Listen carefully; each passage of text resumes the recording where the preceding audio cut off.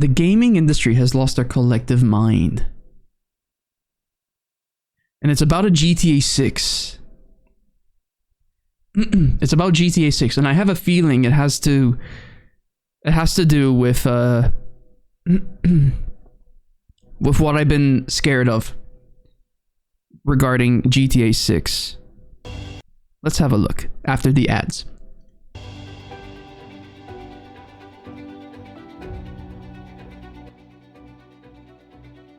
$100 or more. Mark my words. If this is the path that the industry chooses to follow, this will likely lead to the largest collapse this industry has ever seen. I think it is. They think that the layoffs, closures, and canceled games are bad now. You haven't seen anything yet. The players already have a long list of reasons as to why not to buy games today, and you want to go and add an even bigger reason to that list? Likely, for the vast majority of players, the reason that will be at the very top of their list. You know... Okay, I have a feeling this is exactly what I was trying to tell everyone for the last few weeks. So let me give a short little description of what I was talking about. So I have a huge fear about the GTA 6 release, because Rockstar have a very unique opportunity here to sell the game at like a base price €100 or more or something.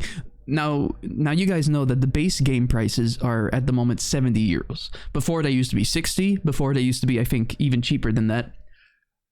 I don't know, because at that time my parents were probably buying the games for me. At that time, that's how young I was. But now, GTA 6, and with today's economy, I think Rockstar can get away with selling Grand Theft Auto 6 at a base price of either like 90 or more, maybe 100 or more. And I have a strong feeling that they might even do a deluxe edition that they can charge for minimum maybe €120. My biggest fear is that they'll do maybe like a 5-day early access deluxe edition, or something like that, up to €200 or more. And to be honest, Rockstar, they can do this. I don't have a problem with Rockstar doing this because it's only fair. They had nothing but W's in the past. It's not like we're talking about Ubisoft or Bethesda here, who have had trouble with their recent games. Rockstar has been nothing but W. They release nothing but the AAA games that you expect. The problem, I have a feeling with this, if Rockstar released the game, this game, Grand Theft Auto 6, at €100 or more, my fear is that other companies will take that as an excuse to start selling their games at about €100 or more. Base price, we're talking about. And I think this guy is about to explain why that's a bad thing. I think he's going to go into the same area of why that's a bad thing. At the same time, I doubt that Ubisoft, for example, or Bethesda, or like anyone like that, I don't think they would sell their games at 100, knowing that they're gonna, especially like Activision, for example, selling a Call of Duty game every year for €100 base price. I don't think these companies will follow in the roots of of Rockstar. But it is a possibility, because you know how greedy some of these companies are. So I'm really hoping that's not the case. Like, for example, yeah, I agree with you, Exhale. I would pay €200 for like early access deluxe edition Grand Theft Auto 6.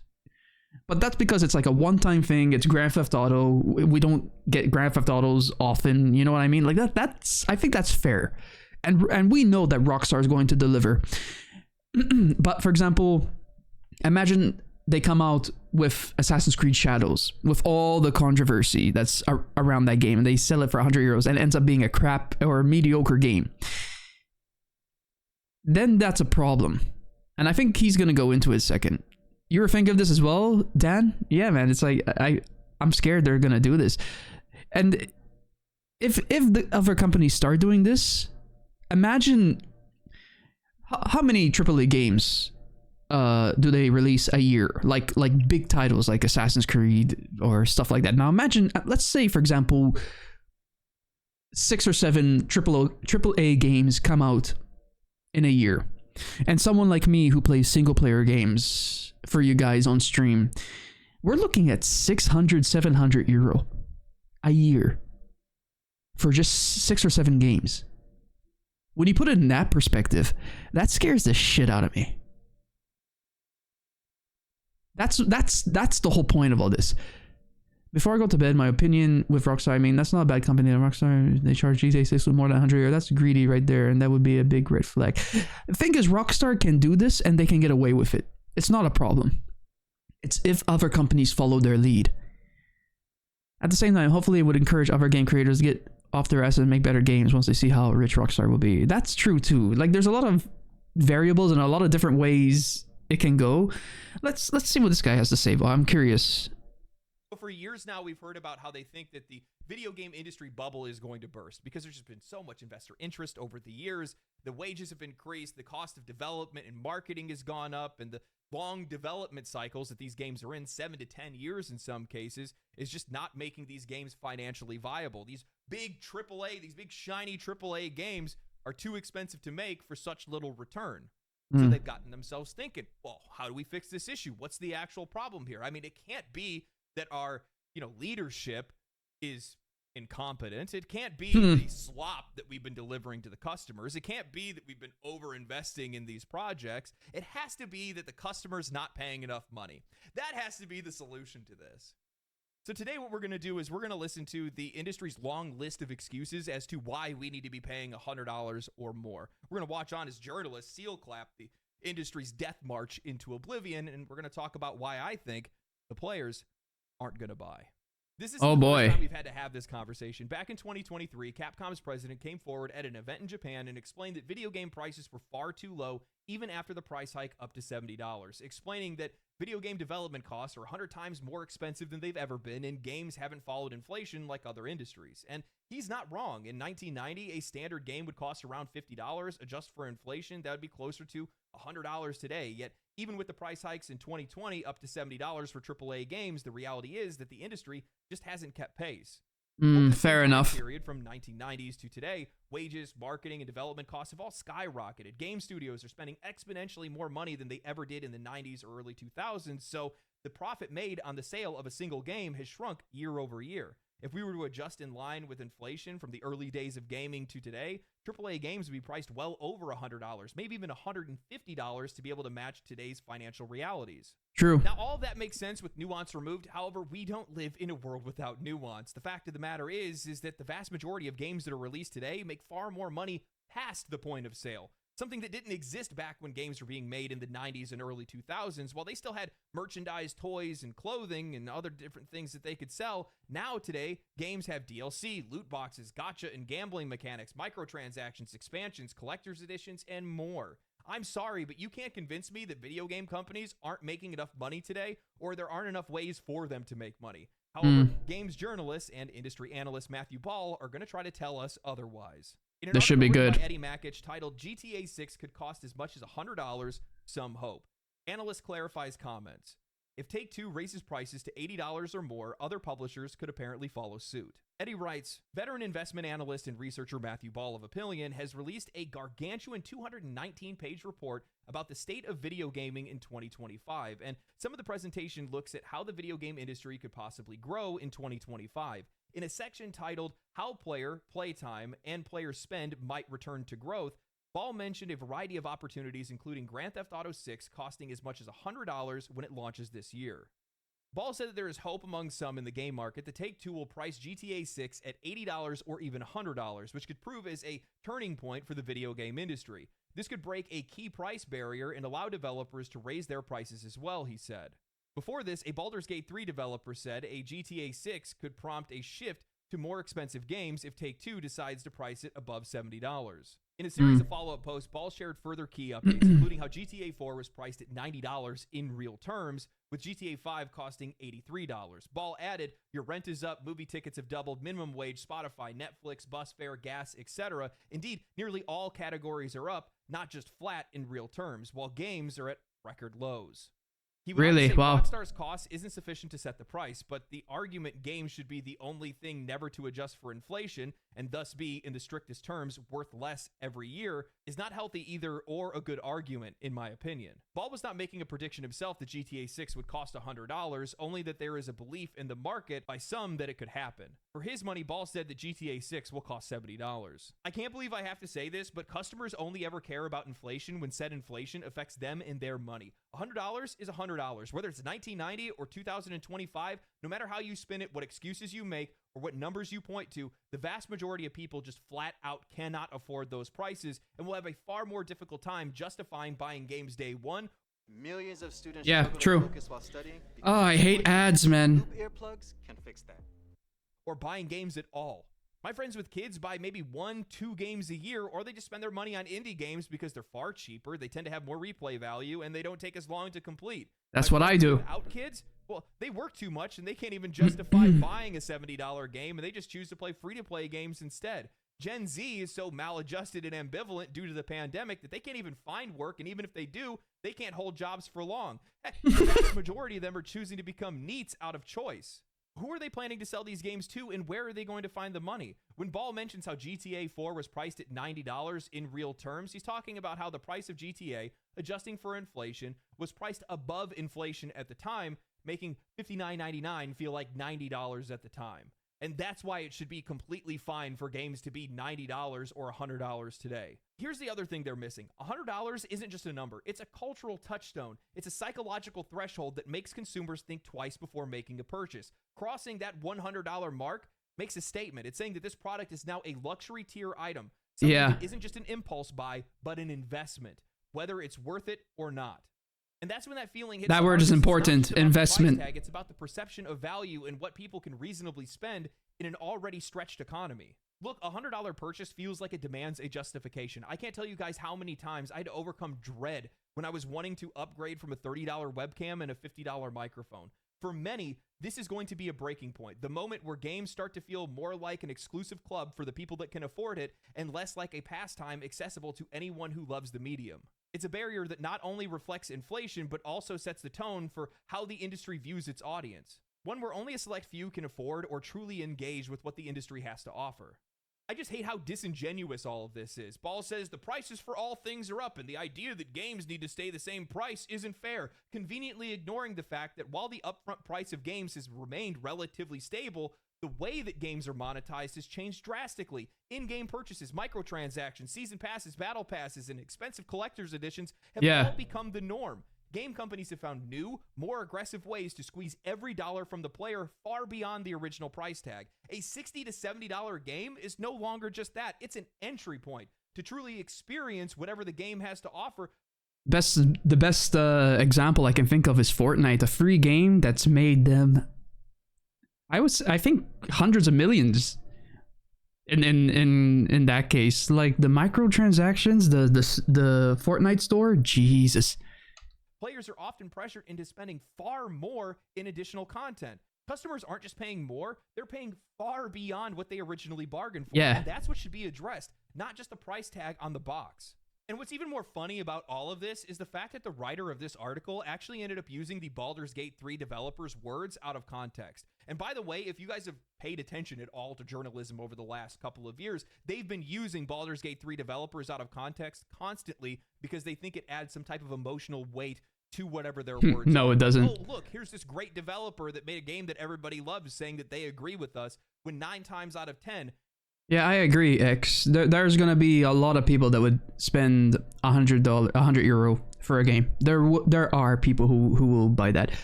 I'm one of them. I would pay €100 for Grand Theft Auto 6. I wouldn't pay it for Assassin's Creed, for example, but for Grand Theft Auto, I would for sure. Because Grand Theft Auto is an investment. I'm gonna be playing it for years and years until 7 comes out. So it will, but for other games, no, absolutely not. their words are completely out of context. They used it here saying that everybody's just waiting for GTA to increase the price, acting like the Baldur's Gate 3 developers want GTA to increase the price, when the original tweet that they had made was talking about how much they hated artificial price structures and gouging that we see in today's gaming industry. The original tweet actually said, "I don't love the artificiality of pricing structures post-retail. Use the inflated base price to upsell a subscription and use vague content promises to inflate ultimate editions to make the base price look better. It all seems a bit dangerous and disconnected from the community. I think that games should be priced according to its quality, breadth, and depth. I'm not against higher prices, but this arbitrary uniformity just doesn't make sense to me. Exactly. It's so unserious." I'm going to go off for a second. Don't you guys love how every single time they like to twist things to be able to suit whatever their narrative is, and everything is always coming from the perspective of the industry and never from the perspective of the player, of the customer, the people that are actually spending money on these things to begin? Star Wars Outlaws. We are never at the forefront of discussion. We are never at the forefront of their mind when they're making these decisions. And then they sit back and they wonder why games are failing and studios are closing. I don't know. How could that possibly happen? The prices for everything is going up. You're absolutely right. Now that I think about it, you know what hasn't gone up with inflation? The general quality and day one performance of video games. Even some of the best games that we've seen released over the last few years can't even hit a standardized level of quality. Yes. We're spending $60 to $70 on brand new day one video games that we have to sit there and hold the bag because the game's not Assassin's Creed Mirage, very underwhelming. Great game, very underwhelming. even finished because it's always the minimum viable product that's being released to us, and we have to wait for them to finish the game for us to be able to play it. But let me take a wild guess and say they're probably going to try to blame the price of things on that as well.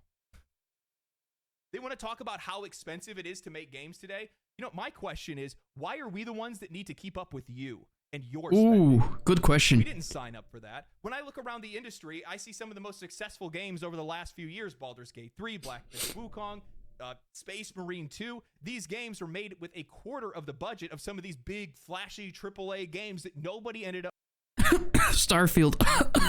buying in the first place.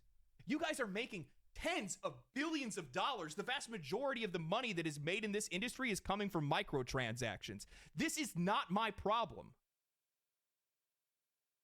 The sheer cowardice of these companies to sit by and wait for somebody else to increase prices because they know it's a game or they think it's a game that everybody's going to buy and it's going to be the best way to just sneak that price change in. And that is so telling because you are pathetic and you realize that your games wouldn't sell. Asmon, thanks for unpausing. Eddie continues with, $70 is the current market rate for new AAA releases, and in fact, it was Take-Two that was among the first to raise prices from $60 to $70 back in 2020. Many are naturally wondering if Take-Two might raise prices again for GTA 6's launch. But it remains to be seen if that'll happen. Beyond updating the sticker price for games, video publishers have found other ways to be able to make more money out of players, including expensive editions, microtransactions, and battle passes, just to name a few. GTA 5, for example, has sold 205 million copies and brings in a lot of money in microtransactions in GTA Online. Exactly. Early predictions have said that GTA 6 could sell 40 million copies and earn more than $3 billion in revenue during its first year alone. Paul said that GTA 6's launch this year will have mixed impact on total player hours and revenue across the gaming industry because it'll only be available on console. A PC release is expected after the console launch. However, Ball said that GTA 6 will severely cannibalize total.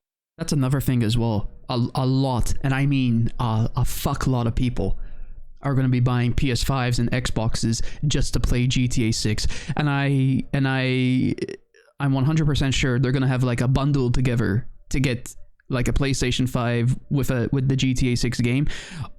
They're gonna do something with PlayStation 1000%, and they're gonna have like a partnership in that regard, and it's gonna skyrocket. People will do it too. That's how it's gonna happen. Total hours and spending that would go to other video games when it launches. For its part, Ubisoft said GTA 6 is a good thing for the video game industry overall because a huge game like that may help more people turn to gaming. Some of the other areas that Ball listed off as having potential for growth in 2025 included further expansions into non-core markets, user-generated content, social game services, the Nintendo Switch 2, other new handhelds and devices, AA, AAA, mobile gaming, app store regulation, new game releases, generative AI, and advertising. Wow. Make this makes sense. I do not understand how GTA 6, projecting 40 million copies sold and $3 billion in revenue in its first year, is somehow a footnote in a discussion as to why other games should increase their prices to $100. They are failing to realize why GTA 5 did so well, why GTA 6 is likely to do even better, or why it could even sell for $100 in the first place. You're not even thinking Because it's about worth what the money. impact of a price increase would be on other games and other studios outside of one of the biggest video game franchises of all time. Yeah. $70 is the new current market rate for AAA releases? No, I think it's the going market rate for trash. The best releases on PC over the past 2 years have been $60. I mean, take a minute to think about it. If game prices were $100 today, what games would have realistically come out at $100? Suicide Squad Kills the Justice League, Assassin's Creed Oh, Shadows, yeah. Skull and Bones, Star Wars Outlaws, Dragon Age The Veilguard, Diablo 4, Call of Duty, The Sims, sports games, trash, generic slop, and in some cases, absolute dumpster fires. And while some of them still would have reached an audience, they wouldn't have reached an audience of the same size because they would have cut off their leg to save a foot in regards to the game's price. I mean, think about what you're saying here. Even Ball mentions how GTA 6 is likely to cannibalize the sales and playtime of other games when they're released. Now imagine these morons raising their prices to $100. They sell well and bad games don't. And from my perspective, if the price of games were to increase, it's... He said it. He said it. Good games sell, bad games don't. Simple as that. I love how Call of Duty's mentioned here. The worst as the worst, and EA as well. EA. You remember when we spoke about it earlier? Remember Star Wars Battlefront 2 on launch? How bad it was with the microtransactions or the store or something? There was something about it as well. They fucked up there somewhere. My God, man. It's going to price a lot of players out of a lot of games, and the Call of Duty's free, by the way. Now free. Entire market is going to shift. Good games will sell well, and bad games won't sell at all, which means a minor mistake could have catastrophic consequences for some of these studios, and the gap between successes is going to become an ocean many studios cannot cross. I do not understand why the conversation isn't focused around how much money these companies are spending on games. Companies that cannot properly budget their own projects, set realistic sales projections. The most cost-effective way for such companies to comply with these regulatory requirements is to opt for a cloud or even target an audience's needs properly. Ubisoft spends hundreds of millions of dollars on a busted-ass pirate ship simulator. EA invested hundreds of millions into an educational HR video disguised as Dragon Age. And we have so many more studios that are torching millions of dollars on bloated games filled with busy work and realistic eyelashes. What are we doing here? This industry is in a state of entropy where they just keep pressing forward, they keep spending more money, they're adding nothing to the core experience, and the customer is the one that is expected to keep up with their spending. They want to blame the failures of the industry on not making enough money, only to distract from the fact that it's their fault that people are losing their jobs. Me too, Kieran. Me too, man. Are dwindling. I actually read through Matthew Ball's 223-page presentation, and he unwittingly proved it himself. In 2020, IDC, Google, ARC, and SMP all made projections on what they thought the industry would look like with its growth in the coming years. They viewed the pandemic boom as an accelerant, not an anomaly. Yes, these idiots thought that COVID was the future. ARC Investments forecasted that the industry would grow by 50% in 4 years, from $200 billion to $300 billion.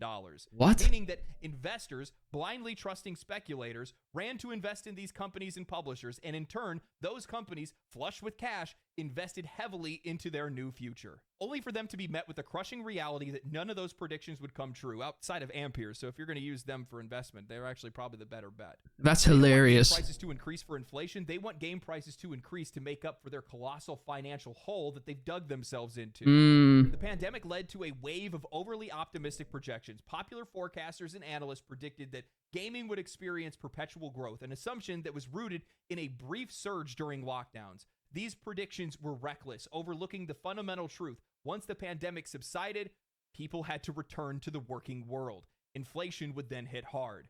I think a lot of people forget just how much of an impact stimulus checks had in the U.S. You had people that were low income and middle class earners that were making more money through unemployment than they ever did while they were employed. This ended up leading to a lot of unrealistic and excessive spending, especially given how much time they had on their hands. Yeah. How the hell could you believe that the sales and engagement gaming saw in 2020 and 2021 would stay the same? Then I found out just how delusional they are. This should be good. I across the slide that was talking about the shortfall of spending and how players were spending less money and how there were less hours that were spent in games and how that led to an unprecedented number of commercial disappointments and flops. Forspoken, Skull and Bones, Concord, Halo Infinite, Redfall. Wow, this screen right here is perfect. Avengers, Forspoken. What's up, Volvin? How you doing? No category game. We're not playing a game right now. We're just reacting to some videos here on YouTube for a bit before we shut off for the night. Welcome in. Welcome in. You came in during a interesting discussion. Suicide Squad. Wow.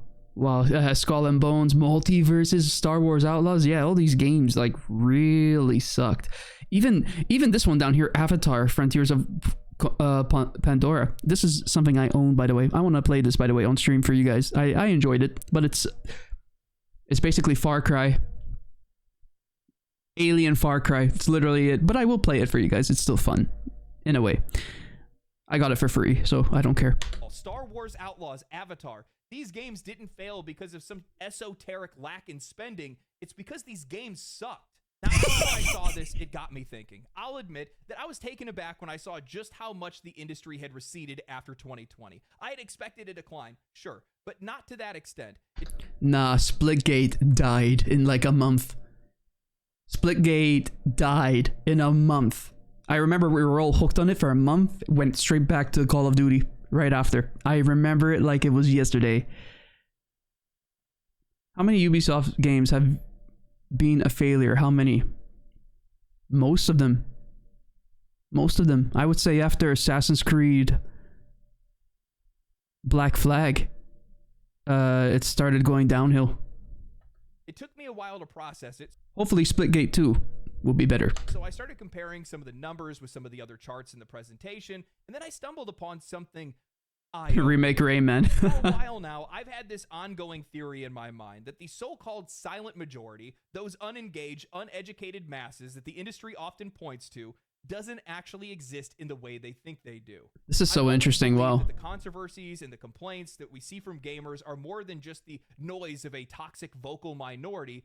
They have a real, tangible effect on how players spend their money and engage with games. Yeah. And as much as these developers and journalists would try to dismiss it, I think our collective opinions hold more weight than they give us credit for. Agreed. The slide in the presentation that caught my eye was the one that showed that while US GDP and world GDP were on the rise, indicating that global overall spending was up, player spending dropped 13% from 2021 to 2024.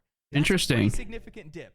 And it made me think, what other industry exploded alongside gaming during this period? Social media. And guess what? Social media didn't take the same dive that gaming did. So think about it.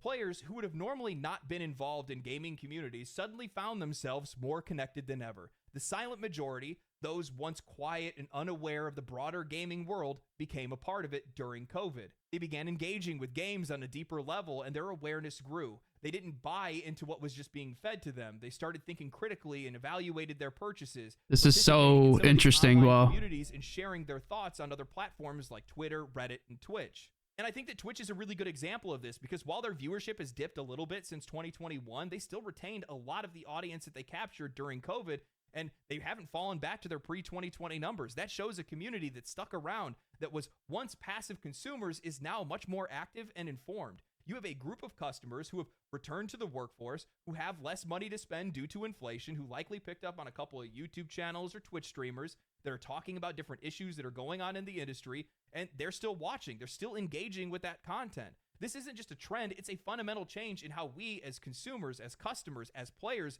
engage with this industry. This is a good example. Wow. Games anymore. We are shaping the conversations around them. We are shaping what their sales look like at the end of the day. And I think the developers and journalists are starting to realize this, even if they're reluctant to admit it. The players, really are the ones with all the power. Do you hold yourself back? I when you agree. talk to people? That's exactly what I don't agree with this At the advo. same time, How You look at annoying. the growth of social media, and you see how many people are connected to it. It's at a point where it's oversaturation. We're still seeing the same levels of engagement during the lockdown days. That they're still the same. A lot of the channels probably have seen even more growth since then. I would guarantee if I went out and I started polling some of the people that blew up or got big or anything like that during COVID, they probably still retained a lot of their audience, except for some of those Minecraft guys. But themselves for the most part. But I think what the industry doesn't realize, Wow. or maybe they just don't want to realize it, that's probably really what it is that players are still engaged in all these discussions. All the views are still coming in on videos, all the tweets and all the Reddit stuff is still getting updates and all that good stuff. People are talking about the industry, but they're not buying the games and they're not playing the games. So what does that mean? That means that they're out Agreed, there Kieran. involved in these communities and they're avoiding games. You cannot tell me that all the controversy that was surrounding Dragon Age the Veilguard didn't affect its sales. People waited for reviews. They felt the general vibe of the game and they avoided the game. And as such, the game failed. That's what a lot of people do, including me. That name, a game that has that much cultural weight, Dragon Age, should have sold regardless. It still should have did really well, but it didn't. And why is it? Well, it's because people are paying attention to videos or watching videos or keeping up on previews and stuff like that. Yep. They're going off of the vibe before they actually go to buy. And as such, they're avoiding stuff that they don't think is worth their money. There you go. You know, one thing that the analysts and the journalists aren't talking about is why GTA could sell for $100. The reason why is it's because it's a cultural phenomenon. It has been a cultural phenomenon. It's a massive game. And the thing is that there's a lot of players that are out there that have overhyped the game in a lot of cases, but it's one of the most anticipated releases in forever. Of the decade. And some people are confident the game is going to deliver, but I think a lot of people are going to buy it even if it doesn't because they're just going to do it. Simple as that. Because they never failed And us. There's a level Rockstar. of confidence there, consumer confidence that I don't think exists anywhere else in the industry right now. Maybe there's a couple of studios that are out there that people are like, for sure, I'll buy one of their games. FromSoft is like that for a lot of people. Larian's now become one of those studios. As Okay, well. yeah. I'm sure that people will probably pick up on Game Science or Saber or whatever it might be. But outside of that, the vast majority of games, most people are relatively leery about. I mean, there's not a lot of studios. Anytime any game comes out, I'm pretty nervous because I'm like, I don't know if it's going to work day one. I don't know if it's going to be worth my money. I don't know if they're going to deliver on all the promises, even with the gameplay trailers and stuff No Man's Sky. like that. Because we've had To be fair on them, though, they really recovered. To be fair. But on release, holy shit. games in the past that have showed us gameplay trailers and the game didn't play On release, what a waste of money. anything like it. Sure, you're going to have some people that are out there that are going to be habit buyers, and they will just go and pick up Grand Theft Auto, and I'm sure probably the same thing will happen for like sports games and stuff like that too. But I'm just going to be honest with you. There's just a lot of people that are out there that can't afford $100 video games. And this isn't a shot at people being like, oh, look at this broke boy or anything like that. Dude, I get it. I don't like spending that kind of money on something. I could write it off on my taxes and I'll still feel dirty doing it. To be honest with you, with the rise in popularity That's good. of PC gaming, I wouldn't be surprised if you saw a return to pirating. Just like in the early 2000s with CDs. They were Ooh. overpriced, they were bulky, they were hard to store, they were easily damaged. $20-$30 for a CD? Bro, it was too much money. Everybody flooded to LimeWire and Napster and stuff like that, and I guarantee That's a really good point. Why would you spend money on a game when you can easily pirate it? That's actually a really good point. Like, I don't think they can do that for GTA because it's gonna be released on console, but like, he's got a point here. Huh, that's very interesting. Wow. you'll probably see the same thing here because a lot of it is based off of convenience. While general customers, I don't really think are really interested in pirating games, just general consumers, Yeah. they will be if the industry prices them out of it because they were at one point in time with music. Back in the day, nobody had any problem downloading movies, TV shows, and music, and still in a lot of cases people do. The only reason why they do it today is because it's convenient and relatively cheap in their eyes because they're spending it on subscription programs or whatever it is. Exactly. There you go. He said it. That's it. This is going to be devastating to the industry if they make this choice because, like I said before, listing off some of the games, think about the games that they would actually sell for $100. The vast majority of games that release in a year aren't worth that kind of money. And you know for a fact, anytime there's some type of just generic blanket price increase,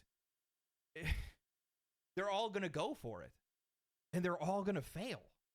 Outside of a handful, maybe 1, 2, 3 games a year, maybe. And the funny thing is that even those games are going to suffer because most people aren't going to be able to justify $300 on 3 games. That's crazy. Yeah, what I just said earlier. That's half a console. There you go. What are you thinking? Yeah. Even a price increase up to $80, I think, is going to be too much. It's just, I don't care what people say about, how realistically money feels today because of inflation or anything like that. $80 to $100 is a lot of money. And for most people, they're just going to pass on it. There's other games that are out there that are far cheaper, that are much more worth their money, and they're going to support them instead. So if these AAA companies want to go ahead and do it, these big, the biggest publishers and studios that we have that are out there, go for it. I love to make videos about it. Like the video I'm going to make for BioWare. Man, that's going to be. That should be fun. That one's a long time coming. Anyway, hope you guys enjoyed the video. If you guys did, like the video, subscribe to the channel, share it to your friends. This guy earns a sub. Things like that. Boost my engagement. Make me famous. That's a sub. Stay cool, stay righteous, stay safe. Family. I love that. Wow. This guy is 100% right. What an amazing video. Worth every second, worth every sub. The comment section, I can't. Nobody asked them to hire Hollywood actors. We just want fun games. The thing is, I need to drive, I need to eat, I need to sleep under a roof, but I don't really need video games. I'll just get it on sale has become my model for literally everything. Yeah. Yeah, don't hire A-list actors for characters. Make good games. Make finished games. No artificial slowing down game progress to sell microtransactions. Yeah. Reminder that there are so many games on Steam that are $15 or less that you could never play them all. Good points, good points, good points. I'm sure there's a lot of other good points, but like he was 100% right. And this scares me to my core. I really hope they don't go with this decision. I really hope not, man. That would suck for a lot of people, including me. We'll have to see. We'll have to see.